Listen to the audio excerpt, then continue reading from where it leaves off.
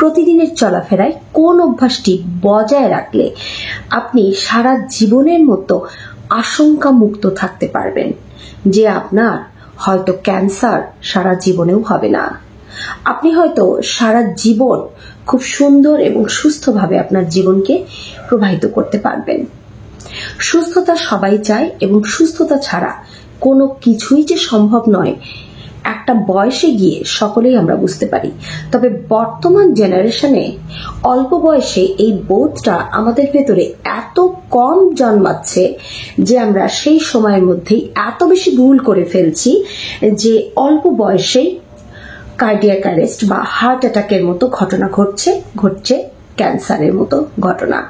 Cancer আক্রান্ত হওয়া বা হার্টের ব্লকেজ বা হার্ট অ্যাটাক বা কার্ডিয়াক অ্যারেস্ট হওয়া এখন বয়সজনিত কোনো রোগ নয়, এটা এখন যে কোনো বয়সের যে কোনো ধরনের মানুষের হচ্ছে। তার কারণ ওই যে আমরা লাইফস্টাইলটাকে এখন একদম গা ভাসিয়ে দিয়ে পালন করছি। কোনো ধরনের কোনো বাইন্ডিংস, কোনো ধরনের কোনো নিয়ম আমরা মানতে চাই না। সবকিছু আমাদের কাছে ওল্ড ফ্যাশন মনে হয়, সবকিছু আমাদের কাছে প্রাচীন এবং বুর্জোয়া মনে হয়। কিন্তু আপনি খেয়াল করে দেখবেন যে মানুষ সুস্বাস্থ্যের অধিকারী, সুস্বাস্থ্য বলতে মোটা ফোলা শরীর নয়, সুস্বাস্থ্য মানে যার শরীরে কোনো ধরনের কোনো অবাঞ্ছিত রোগ নেই, যিনি লাইফস্টাইলটাকে খুব সুন্দরভাবে মেইনটেইন করেন, 7 ঘন্টা ঘুমান এবং সুষম খাবার খাচ্ছেন এবং সেই সঙ্গে ব্যায়াম করছেন এবং কিছু গুড হ্যাবিটস পালন করে যাচ্ছেন। সুঅভ্যাসের মধ্যে আমরা যেমন সুন্দরভাবে কথা বলা, খুশি থাকা, এগুলোও কিন্তু আমাদের এক ধরনের হরমোনকে রিলিজ করে শরীরে এবং সেখান থেকেও আমাদের সুস্থতার কারণ ঘটে। তাই আপনি যদি অহেতুক মানুষের উপর রেগে যান, অহেতুক কারোর সঙ্গে তর্ক জুড়ে দেন, কারো উপরে আপনার যদি মন বিষণ্ণ থাকে, তাহলে কিন্তু আপনি অসুস্থ হয়ে পড়বেন।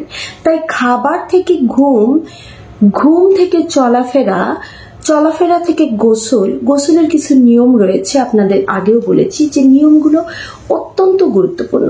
গোসলের নিয়মগুলো কি? যেমন আপনি গা ভেজাচ্ছেন, সেই গা ভেজানোর মধ্যে যদি এমন থাকে যে আপনি প্রথমে মুখে পানি নিচ্ছেন, তারপর আপনি আপনার নাভি মূল বা আপনার যে অ্যাম্বালিকা কর্ড সেখানে পানি ঢেলে শরীরের সমস্ত তাপমাত্রাকে ব্যালেন্স করছেন এবং তারপর আপনি প্রথমে পা চোখ মুখ ধুয়ে তারপর আপনি গায়ে পানি ঢেলে তারপর আপনি মাথায় পানি দিচ্ছেন। এই যে গোসলের বিভিন্ন যে স্টেপ, এই স্টেপগুলো ফলো করলে হঠাৎ করে শ্বাসকষ্ট, শরীরে ব্যথা, শরীরে যে কোনো ধরনের অস্বস্তি এগুলো হবে না। এগুলো যে কোনো বয়সে মেনটেন করা উচিত। তো এই জিনিসগুলো আমরা যত তাড়াতাড়ি বুঝতে পারবো আমরা তত ভালো থাকবো। ঠিক তেমনি আজকে আপনাদেরকে বলতে চাই যে সকালে ঘুম থেকে উঠে অনেকেরই চা খাওয়ার অভ্যাস রয়েছে, চা পানের অভ্যাস রয়েছে, কিন্তু জানেন কি যে এটা কতটুকু যৌক্তিকতা রয়েছে? কখনো ভেবে দেখেছেন?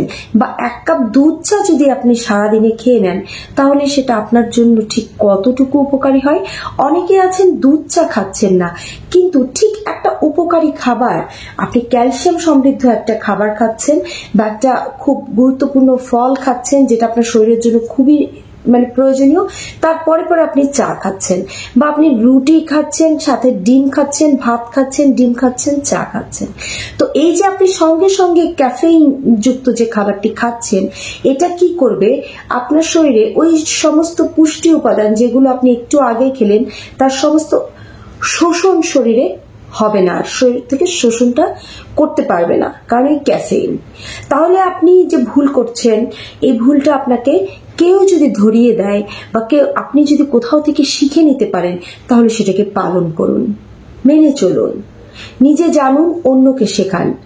লাইফস্টাইলটা আমরা মুখে মুখে বলি যে পরিবর্তন করা জরুরি, কিন্তু পরিবর্তনটা কি হবে? আমরা কি এক্সারসাইজ করব, কতখানি করব? আজকে অনেক ধরনের আকুপ্রেশার রয়েছে, চোখের থেকে শুরু করে আমাদের পা পর্যন্ত বিভিন্ন পয়েন্টে, যেমন আমাদের এই কানেই রয়েছে 200 পয়েন্ট, এই হচ্ছে আমাদের আই পয়েন্ট।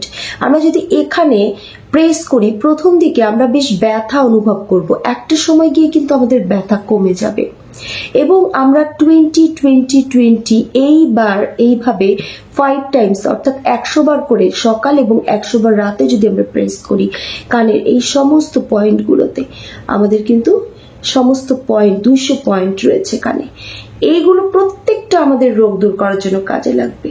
ঠিক আছে, দেখুন এটা একটা মানব শিশুর মতো। আমি অনেকগুলো শর্টস দিয়েছি যে শর্টস একদম রিলেট করে এই ভিডিওগুলোকে।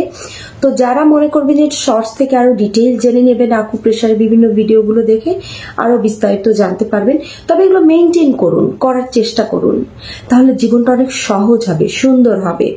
ভুল না বুঝে মেনে নিন, এগিয়ে আসুন এবং যেগুলো আমাদের ন্যাচারোপ্যাথির মধ্যে পড়ে, আমাদের আয়ুর্বেদ চিকিৎসা শাস্ত্র, আমাদের বহু পুরাতন এবং প্রাচীন চিকিৎসা শাস্ত্র, যেগুলো নিয়ে এখন আমরা কথা বলছি, বহু আগেই মানুষ এগুলো নিয়ে কথা বলে গিয়েছেন। নতুন করে আমরা যারা হারিয়ে যাওয়া এই চিকিৎসা বিজ্ঞানটাকে আপনাদের সামনে নিয়ে আসছি, আমাদেরকে একটু সুযোগ দিন বলতে, মেনে নিন, এতটা ডিনাই করবেন না যে আমরা বলতেই না পারি। সবাই ভালো থাকবেন, সুস্থ থাকবেন। আমি শ্রাবণী প্রামাণিক, একজন আয়ুর্বেদিক ফিজিশিয়ান, আপনাদের জন্য কিছু কাজ করছি। আশা করছি আপনারা পাশে থাকবেন বরাবরের মতো এবং নিজেদের যত্ন নেবেন। ভালো থাকুন, সুস্থ থাকুন। ধন্যবাদ।